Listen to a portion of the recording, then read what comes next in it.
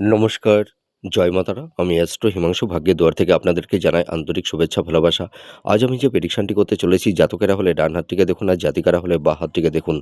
যদি কোনো জাতক জাতিকাদের হাতের এই শুক্র স্থান থেকে, এই শুক্রের ক্ষেত্র থেকে যদি একটি ভাগ্যরেখা এই শনির ক্ষেত্রে চলে যায়, এই ধরনের ভাগ্যরেখা খুব কম জাতক জাতিকাদের মধ্যে দেখতে পাওয়া যায়। তা যদি এই ধরনের ভাগ্যরেখা থাকে, এই শুক্র ক্ষেত্র থেকে যদি ভাগ্যরেখা শনির ক্ষেত্রের দিকে চলে যায়, তাহলে এইসব জাতক জাতিকারা ভীষণ ক্রিয়েটিভ হয়।